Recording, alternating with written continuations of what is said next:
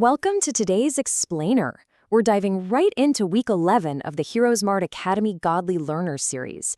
We've got a really fascinating topic today called the divine balance, and we'll be unpacking exactly how this curriculum connects the literal, hard science of photosynthesis with some deep, foundational moral philosophy. To kick things off, just think about this natural mystery for a second. How exactly does a tiny, lightweight little seed turn into a towering, massive tree? You know, it's pretty easy to just look at a giant oak and assume it magically created all that wood out of thin air as it grew. But as we know, science tells us that matter just cannot be wished into existence. So how in the world do plants fuel this absolutely incredible growth without magically creating new mass? Well, the source curriculum actually grounds its whole scientific exploration right here in Psalm 24, verse 1. The earth is the Lord's and everything in it. By starting with this verse, the lesson really frames the mechanics of the natural world not as some series of random accidents, but as intentional design. It's this design that allows plants to sustain life through, well, perfect recycling.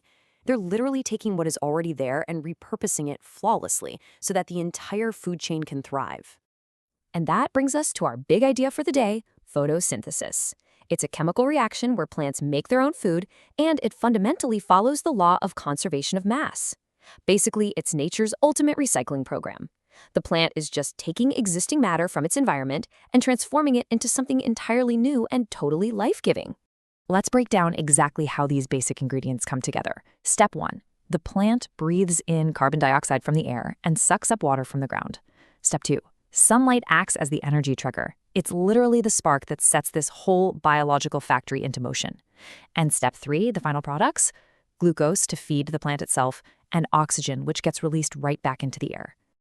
Now, shifting over to the molecular math, we have a balanced chemical equation that reveals what's happening on a microscopic level.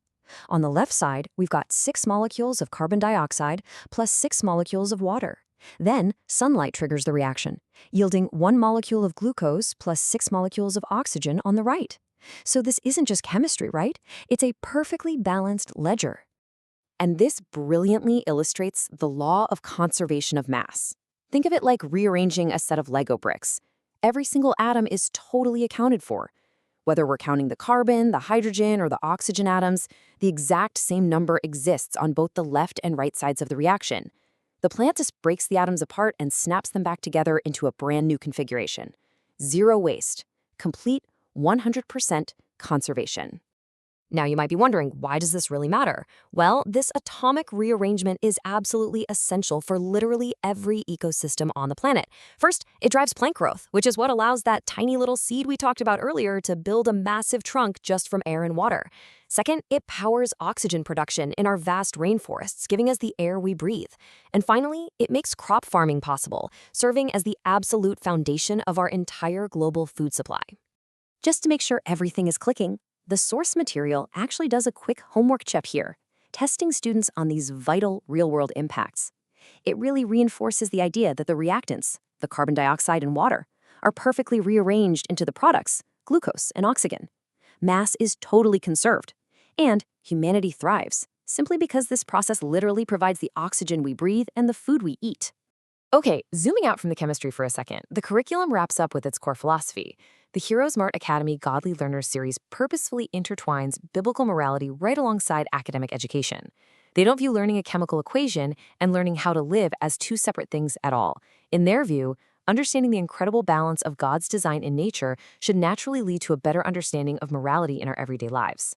The text actually draws a really stark contrast here.